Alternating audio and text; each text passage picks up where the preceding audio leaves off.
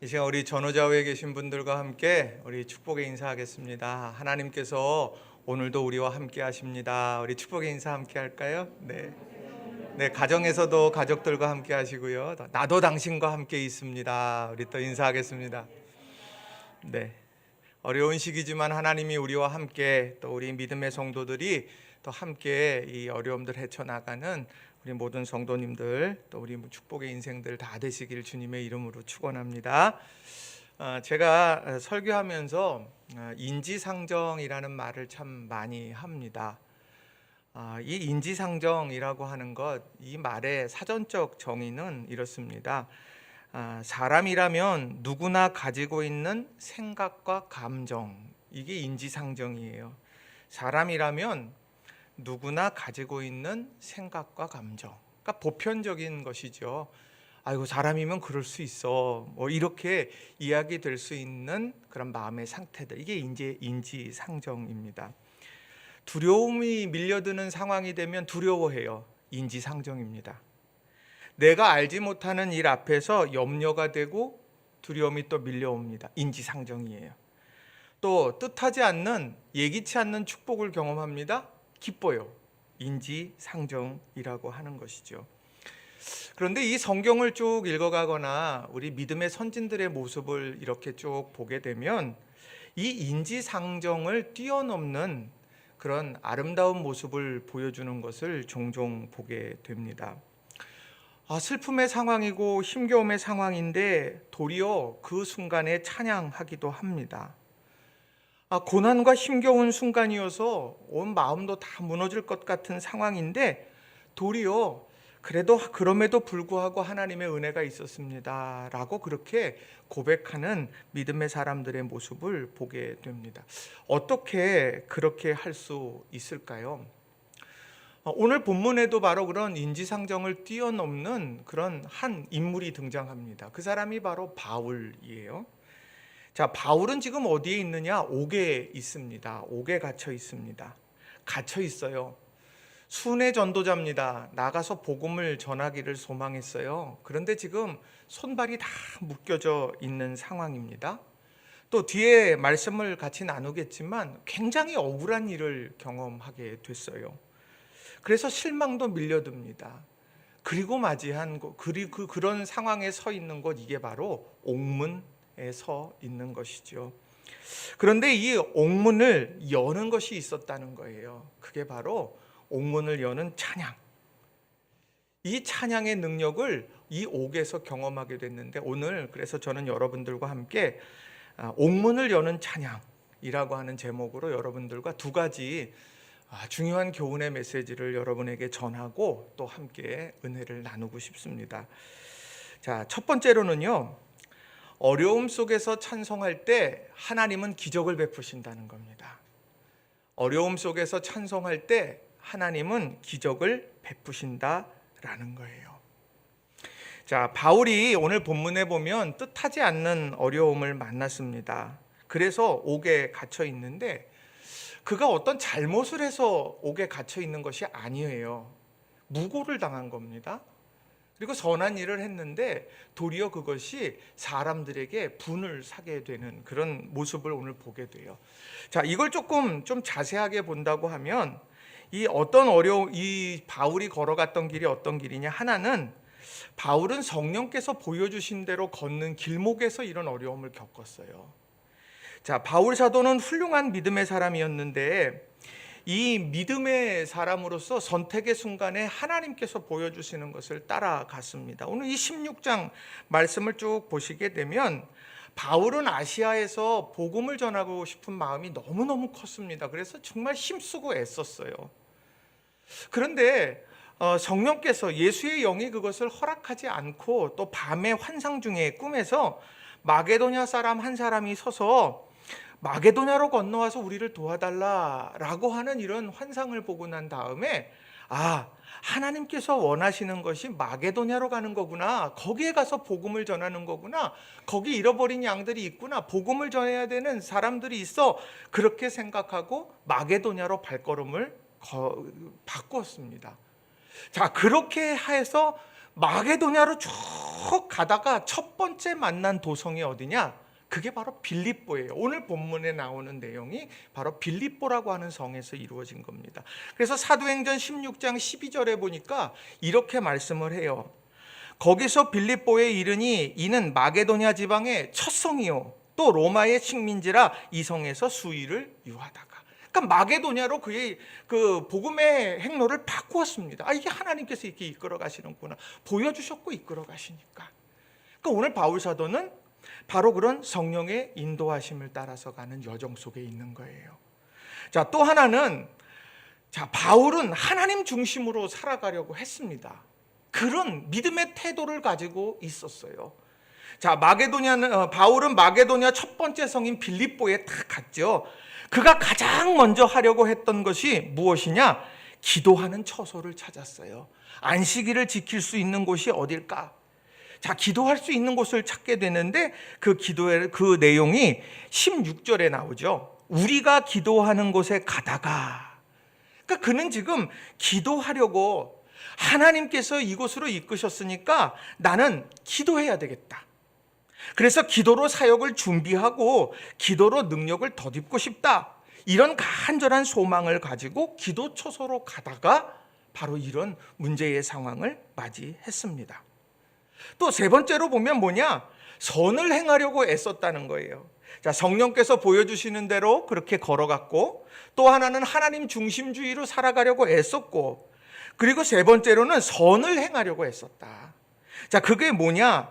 자, 사도행전 16장 16절에 보면 이 바울이 점치는 귀신 들린 여종 한 사람을 만나게 되죠. 사실 이 점치는 여종을 고쳐줬기 때문에 문제가 생겼습니다.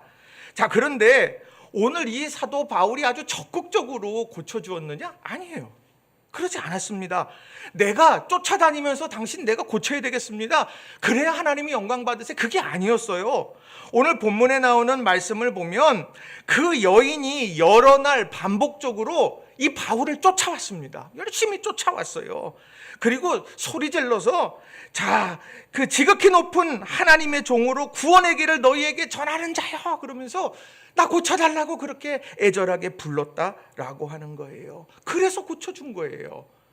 여러 날 동안 쫓아왔고 여러 날 동안 간절히 부탁하고 그래서 야, 이 선을 행해야 되겠다. 저 귀신 들린 사람 자유케 해야 되겠다. 그게 주님의 뜻이지 하면서 축기의 사역을 했다는 거죠. 그게 17절과 18절에 나오는 내용이에요. 자, 그가 바울과 우리를 따라와 소리질러 이르되 이 사람들은 지극히 높은 하나님의 종으로서 구원의 길을 너희에게 전하는 자라 하며 이같이 여러 날을 하는지라. 바울이 심히 괴로워하여 돌이켜 그 귀신에게 이르되 예수 그리스도의 이름으로 내가 내게 명하노니 그에게서 나오라 하니 귀신이 즉시 나오니라. 귀신이 지금 나가니까 하나님 영광 받으시는 일 아닙니까? 왜요? 그 여인이, 그 귀신 들린 여인이 당신들은 하나님의 종이고 구원의 길을 보여주는 사람들입니다 이야기하고 있으니까 오늘 그것을 삶의 현장에서 보여주는 거예요. 그리고 그 여자도 좋은 거고 바울도 좋은 일이에요. 그 선을 행했던 사람이 바로 바울입니다. 또 마지막에는 뭐냐면요, 이 바울은 생각한 것이 멈춰지는 상황을 맞이했다는 거예요. 성령께서 이끄시는 대로 갔어요. 하나님 중심대로 그 중심주의라고 하는 믿음의 태도를 가지고 애썼어요. 그리고 선을 행하려고 애썼습니다. 이 세 가지가 얼마나 아름다운 모습이에요. 그런데 오늘 그런 상황 속에서도 오늘 억울한 상황을 경험했다는 거예요. 이게 안타까운 거예요. 정말 하나님의 뜻대로 살아가려고 애쓰고 삶의 방향을 돌이키며 그렇게 살아온 바울, 그런데 그에게 억울한 일이 생겼어요. 이 답답한 거죠. 기도하러 가는 일에 만난 이 여인을 다 고쳐주었는데 결국 그 일로 인해서 옥에 갇히게 됐다는 거예요. 옥에 갇히기만 했습니까? 거기에서 얼마나 고난이 심했는지 몰라요. 사도행전 16장 22절부터 24절에 보면 거기에 엄청난 고난이 나옵니다. 제가 공동번역 성경으로 읽어드리겠습니다. 자, 군중까지 합세해서 그들을 공격하자 치안관들은 부하를 시켜 바울로와 실라의 옷을 찢고 매질을 하게 하였다. 이렇게 몹시 때리고 나서는 그들을 감옥에 가두고 간수에게 단단히 지키라고 명령하였다. 명령을 받은 간수는 그들을 깊숙한 감방에 집어넣고 발목을 착고로 단단히 채워 두었다. 이 얼마나 엄청난 답답한 상황입니까? 자, 오늘 억울한 무고를 당했어요. 그런데 그 앞에 딱 섰는데 그 사람뿐만 아니라 군중들도 바울을 공격해요. 자기를 지켜줘야 될 치안관들도 이런 옷을 찢고 매질에 동참을 해요. 그리고 나서 한참 흠씬 두드려 맞은 다음에 이게 깊은 감옥에다 가둬두라고 해서 가뒀어요. 조금 좀 움직일 법도 한데 거기다 발목에다 착고까지 탁 채워서 둬서 꼼짝달싹 못하게 만들었다는 겁니다. 여기에서 만난 지금 이 순간에 있는 바울의 마음은 어떠하겠느냐는 거예요. 하나님, 나 하나님이 마게도냐 오라 그랬잖아요. 난 아시아로 간다 그랬는데 하나님이 나 마게도냐로 부르신 거잖아요. 하나님, 기도할 때 하나님께서 마음의 염려와 평안을 염려를 다 날려보내고 평안 주신다 그랬고, 오늘 나는 사역을 잘하고 예수님처럼 나는 기도로 준비하고 그렇게 왔어요. 하나님, 선한 사람, 선한 일들 하라면서요. 오늘 귀신 들려서 고통 중에 있는 여인, 나가 남의 일로 여기지 않고 나 그 사람 도왔어요. 그런데 주님, 이게 뭡니까 이게? 오늘 내가 있어야 될 자리가 여기는 아니지 않습니까? 나 복음 전하라고 복음 전하라고 마게도냐 오라고 하셨는데 여기다 가둬두시는 건 이건 또 뭡니까? 이해할 수 없는 그런 상황이 됐다는 거예요. 근데 그 순간에 바울은 어떤 선택을 하느냐는 거예요. 사도행전 16장 25절에 정말 위대한 믿음의 선택을 합니다. 한밤중에 바울과 실라가 기도하고 하나님을 찬송하며 죄수들이 듣더라. 바울과 실라가 기도했습니다. 누구에게 기도했겠습니까? 하나님께 기도했겠죠. 그리고 하나님을 찬송했습니다. 근데 여기서 중요한 건 이 찬송을 하나님을 찬송했다는 거예요. 하나님의 존재, 하나님의 성품, 하나님의 마음, 이것을 하나님 앞에 곡조 있는 기도로 올려드렸다는 거예요. 그는 얼마든지 하나님 날 왜 이곳에 이끄셨어요? 나 하나님 믿고 여기까지 왔는데 이 결과가 뭐예요? 전 이거 받아들일 수 없습니다. 말하는 대신에 오늘 하나님께 기도했습니다. 왜? 무엇을 기도했을까요? 저는 이 바울의 심정을 마음에 새기면서 제 마음에 주신 말씀이 시편 22편 3절이었어요. 이스라엘의 찬송 중에 계시는 주여, 주는 거룩하시니이다. 바울은 비록 지금 옥에 갇혀져 있는 상황이고 도무지 이해할 수 없는 그런 상황이었지만 그는 하나님을 찬송합니다. 그 찬송의 주된 내용은 찬송 중에 주님이 계심을 나는 믿습니다. 오늘 내가 옥에 갇혀져 있지만 이해할 수 없는 상황에 놓여져 있지만 내 삶에 지금 눈물이 흘러지고 고통 중에 신음하는 이 자리가 있지만 그러나 이 자리에도 우리 하나님은 함께 하고 계심을 나는 믿습니다. 라고 그렇게 선포하고 선언하고 있다는 거예요. 마음이 내켜서 했는지 마음이 내키지 않았는데 했는지 성경은 그걸 기록하지 않아요. 다만 인지상정, 이 사람들의 보통의 일상의 마음의 상태를 놓고 보면 이 순간 찬양하는 건 말도 안 되는 일입니다. 그러나 바울은 하나님께 찬송했어요. 그리고 자신의 마음을 저는 묶어냈다고 생각해요. 그 찬송 속에 자신을 묶어냈습니다. 오늘 이 한밤중에 이 들려지는 이 찬송에는요, 그가 겪었던 억울함도 많아요. 저는 몇 번을 읽어가다가 이 본문 속에서 정말 이 무서운 사람들이다 이런 생각했어요. 자기의 수익이 다 끊어지게 되니까 무고하기 시작하는데 어떻게 무고하느냐 보세요. 인종차별을 합니다. 인종차별. 자, 20절과 21절에 나오는 말씀을 보시면 뭐라고까지 말하느냐. 상관들 앞에 데리고 가서 말하되 이 사람들이 유대인인데 우리 성을 심히 요란하게 합니다. 어느 것을 더 주안점으로 합니까? 유대인이라고 하는 쪽에 더 방점을 찍고 있습니다. 자, 그 뒤에도 보세요. 21절. 로마 사람인 우리가 받지 못하고 행하지도 못할 풍속을 전한다 하거든. 로마 사람인 우리. 오늘 이 사람들은, 저 사람들은 유대 사람이고 우리는 로마 사람입니다. 그러면서 인종차별을 하게 되는 거예요. 그 인종차별을 하다 보니까 곁에 있었던 로마 사람들이 일체히 들고 일어난 겁니다. 그런데 실상 바울은 로마의 시민권을 가진 사람 아닙니까? 한마디도 묻지 않아요. 혈통적으로 유대인인지 모르지만 당신 로마인입니까? 묻지도 않았고 말하지도 않았어요. 그리고 옥에 갇혀버린 거예요. 매도 흠씬 맞고 옥에 갇혔어요. 오늘 이런 상황 속에서 맞이한 한밤중인 거예요. 잠이 오겠습니까? 잠이 안 와요. 이해할 수도 없고 받아들일 수도 없고. 그렇지만 나는 하나님 이곳에도 함께 계시죠. 하나님 저희들을 혼자 있게 버려두시는 것 아니죠? 그렇게 하면서 하나님을 높이고 하나님을 찬송하고 있다는 거예요. 위기의 순간 옥문 앞에 놓여졌을 때 우리가 가지고 있어야 될 믿음의 태도가 이것이에요. 바라겐 우리 성도님들 원망과 불평과 답답한 심정 밀려들 때 하나님을 찬송하는 저와 여러분이 다 되시기를 바랍니다. 그 찬송에 능력이 있음을 여러분 믿으시기를 바랍니다. 그 능력의 역사가 사도행전 16장 26절에 딱 나타나요.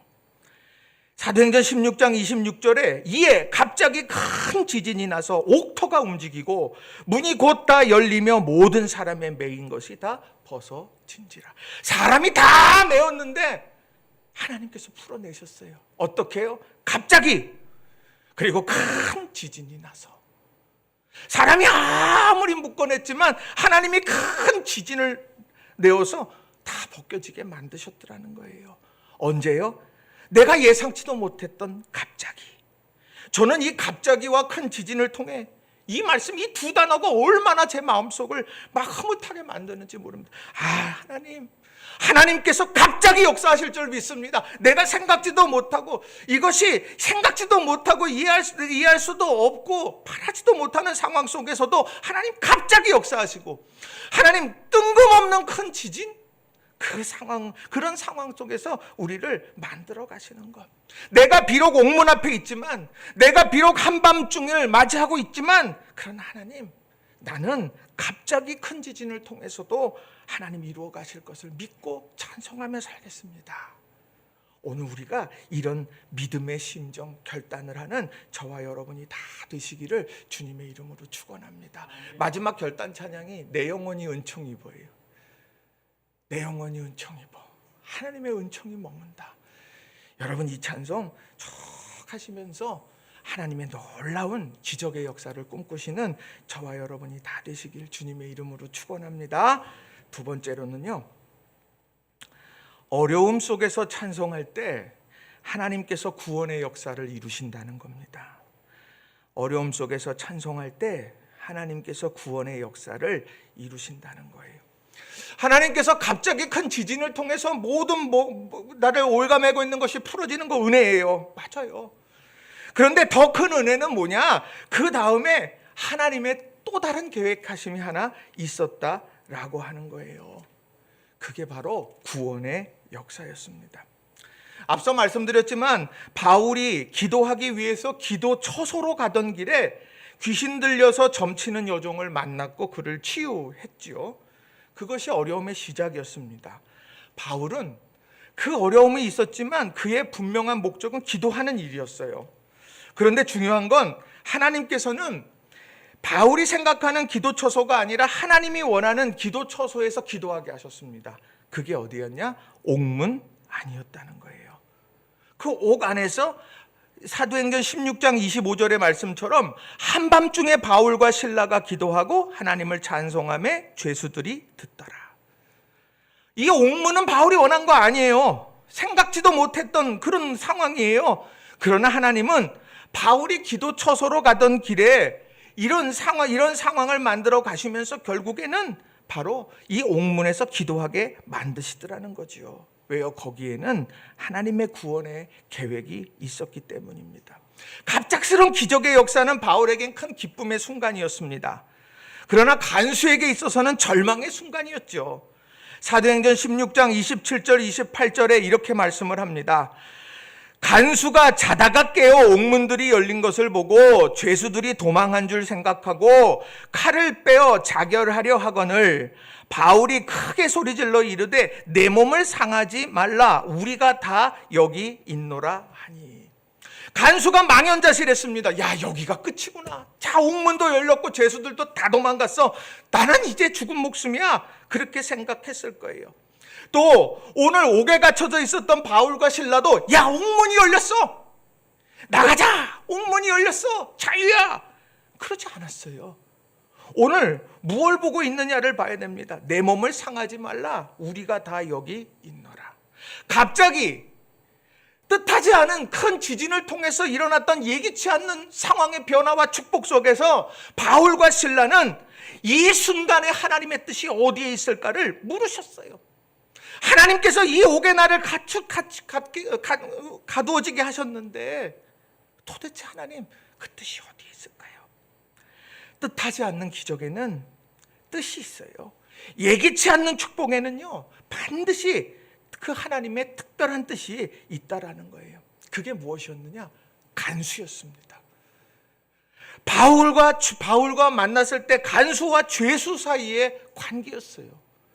그런데 이런 기적 앞에서 그 문제가 죄수와 간수와의 관계가 아니라 이제는 구원을 전하는 자와 구원의 소식을 듣는 자로 바뀌어졌다라고 하는 거죠. 자, 사도행전 16장 29절부터 30절에 이렇게 말씀을 해요.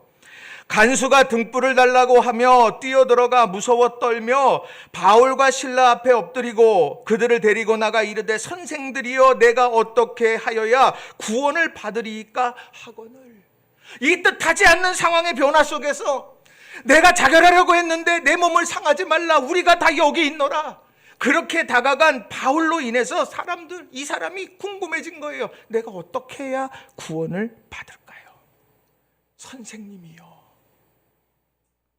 말씀을 준비하다가 영화 한 편을 이렇게 클립된 걸 툭 봤어요. 교도소 나오는 내용입니다. 거기에 보니까 3927번 이름도 없어요. 2007번 이렇게 되는 거예요. 그냥 이렇게만 불러요. 간수는 절대 존댓말 하지 않고 그렇더라고요, 영화. 그런데 중요한 건 오늘 여기서 보세요. 선생님들이요, 어떻게 해야 내가 구원을 받겠습니까? 그들은 생각했을 거예요. 그 순간에 하나님께서 마게도냐로 이 일로 부르신 거구나. 그리고 하나님께서 기도 쳐서 기도하러 가는 우리들을 점치는 귀신 들린 여종을 만나게 하시고 정말 억울한 일 가운데에서 우리가 힘겨운 그런 순간을 지나가게 하셨는데 하나님께서 이 간수를 구원하시고자 하신 거구나. 이런 것을 깨달하게 되지 않았겠느냐는 거예요. 반대로 바꿔 말하면 어렵고 힘든 순간에 하나님께서 영혼을 구원하시고자 우리를 만나게 하시는 사람들이 있다는 거예요. 우리는 이런 하나님의 예비하심을 늘 기도하면서 바라보면서 살아가야 되는 거예요. 코로나19 힘들고 어렵죠. 그런데 이런 어려운 순간 가운데에서도 우리가 막 힘들고 어렵고 여러 그냥 그 삶의 근간이 흔들리는 것 같은 그런 상황 속에서도 하나님께서는 만나게 하시고 구원하게 하시는 역사를 오늘도 이루어가고 계시는구나. 우리 이것을 다시 한번 바라볼 수 있는 저와 여러분이 다 되시기를 바랍니다. 우리가 불신자들 복음 전하는 거 참 어려워요. 그러나 여러분 찬송할 수 있지 않습니까? 우리가 그들의 곁에서 또 그들을 향해서 우리들이 찬송, 소리내서 찬송할 수도 있고 마음 깊이 찬송할 수도 있겠죠. 우리가 찬송이 울려 퍼질 때 성경은 흑암의 장막이 거두어진다고 말합니다. 또 그럴 때 흑암의 장막이 거두어질 때 바로 기적의 역사와 구원의 역사가 늘 일어나게 되는 거예요. 바라기는 여러분, 기도와 찬송으로 비록 옥문 앞에 놓여져 있고 비록 한밤중 같은 어려운 순간에 있어도 이 기도와 찬송을 통해서 새날을 맞이하고 준비하는 저와 여러분이 다 되시기를 주님의 이름으로 간절히 축원합니다. 말씀을 정리합니다. 우리가 잘 아는 테레사 수녀 이야기를 좀 드리려고 합니다. 한 책을 보는데 거기에 이런 이야기가 있더라고요. 가난한 사람들과 평생을 같이 한 테레사 수녀가 비행기를 탈 때면 1등석을 주로 찾다 그럽니다. 1등석. 얼마인지도 모르겠어요. 1등석이. 지나가다 내릴 때나 한번 보는 게 1등석 아닙니까? 그 1등석을 늘 탔답니다. 그래서 사람들이 많이 비난을 했다고 합니다. 아니, 빈자들의 어머니라고 이야기하는 분이 왜 1등석을 저렇게 탈까? 먼 길 가니까 안락함을 즐기려고 하는 건가? 가난한 이들과 허름한 집에서 값싼 음식을 먹으면서 생활한 것은 위선이었나? 그래서 사람들이 이런저런 이야기를 했다는 거예요. 근데 그게 아니더라고요. 거기엔 뜻이 있었습니다. 1등석을 탄 데는 이유가 있었어요. 가난한 사람들을 돕는 데는 돈이 필요했습니다. 그러나 테레사 수녀에게는 돈이 없었어요. 그러나 그는 믿었지요. 하나님의 예비된 만남들이 있다. 그래서 만나는 사람들에게 이 도움을 위해서 손을 내미는 것을 부끄러워하지 않았다는 거예요. 왜요? 하나님이 하시는 일이니까. 그녀는 특히 1등석에 탄 최고 경영자들을 누구보다도 그들이 부유하니까 그들을 통해 큰 기부가 가능하다는 것을 알았고, 그래서 비행기 1등석에 타면 항상 같이 간 사람들에게 말을 건넸다고 합니다. 그리고 기도하면서 그 큰 기부들을 얻어냈고, 그리고 빈자들을 먹이고 입히고 하는 일을 했다는 거예요. 다 이유가 있다는 이야기입니다. 제가 흔히 우리 전도사님하고 이렇게 주렁주렁 얘기를 하다가 이런 세상 돌아가는 얘기든 무슨 얘기든 뭐 만남에 대한 얘기든 하다가 마지막에 웃으면서 하는 얘기가 다 이유가 있겠죠. 이런 얘기들을 합니다. 어떤 사람이 어떤 반응을 보일 때든지 그 사람의 삶에 어떤 일이 트라우마가 돼서 있든지 모든 일들을 다 가만히 놓고 보면 다 이유가 있더라는 거예요. 오늘 하나님께서 오늘 우리들에게 옥문 앞에 한밤중을 맞이하게 될 때도 있지만, 또 반대로 루디아, 이 앞전 16장에 나오는 자주장사 루디아를 만나서 복음의 그런 지평을 넓혀가는 그런 일들도 있습니다. 평탄한 길에 갈 때도 하나님은 나의 목자가 되시는 거예요. 위험한 길을 갈 때도 하나님은 나의 목자이십니다. 길이 문제가 아니라 그 어디에서나 우리 하나님은 우리의 목자가 되신다. 우리 이것을 늘 가슴에 새기며 살아가는 저와 여러분이 되기를 바랍니다. 모든 일이 은혜 가운데에 하나하나 이루어갈 때 하나님의 뜻이 무엇일까 질문하시고, 우리가 때때로 위험한 길, 어려운 길을 걸어가게 될 때도 이 순간에 하나님께서 어떤 뜻이 있으실까, 이것을 조용히 기도하면서 묻는 저와 여러분이 다 되시기를 주님의 이름으로 간절히 축원합니다. 근데 이런 걸 보면 미리 알고 가면 좋은데 다 지나고 나면 알게 되더라고요. 하나님이 그래서 그러셨구나. 그러니 우리는 그런 말씀들 앞에서, 그런 고백 앞에서 묵묵히 오늘을 살아내는 저와 여러분이 다 되시기 바랍니다. 두 가지 꼭 기억하세요.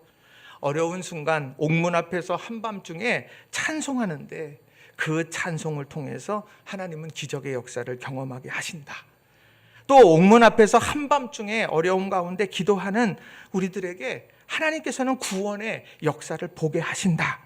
이 사실을 가슴에 새기며 오늘을 살아가는 저와 여러분이 되시기를 주님의 이름으로 축원합니다. 이 시간 우리 합심해서 같이 통성으로 기도했으면 좋겠습니다. 하나님, 우리가 옥문 앞에 놓여져 있고 한밤중 맞이하고 있지는 않습니까? 주님이 이끄시는 길, 또 하나님을 예배하는 하나님 제일주의, 그리고 고통받는 일을 외면하지 않고 손 내밀어서 구원하는 그런 아름다운 삶을 살려고 애쓰고 살은 바울이 왜 옥문에 갇히고 옥에 갇히고 왜 그 한밤중 피로 얼룩지고 힘겨운 순간에 그 옥문에서 그렇게 힘겨운 신음을 하게 하나님은 오셨을까? 우리는 다 미루어 헤아릴 수 없지만 이 말씀 앞에서 하나님께서는 하나님이 갑자기 역사하시는 기적의 체험들, 또 하나님께서 간수 평생 죄인들만 바라보면서 그저 살다가 사그라버릴 인생 같은 그에게 구원의 복음을 전하시려고 했구나. 이것을 하나님께서는 뜻하시고 이끌어 가셨어요. 오늘 우리 삶도 그럴 거라고 믿습니다. 감사의 상황에는 감사에 대한 뜻이 있고, 힘겨운 순간에 힘겨움에 대한 뜻이 있고, 우리가 성령의 조명함 통해서 우리가 그 모든 것을 밝히 보고 일어설 수 있도록 우리 이 시간 간절한 마음으로 우리의 어두운 눈을 열어주시고 하나님의 뜻을 우리가 늘 관심하게 하시고, 또 오늘 구원의 역사와 기적의 역사가 우리 가운데 가득하게 하소서 기도하는 오늘 이 시간 됐으면 좋겠습니다. 우리 간절한 마음으로 합심해서 기도하겠습니다. 기도하십시다. 살아계신 아버지 하나님 감사합니다. 오늘도 저희들에게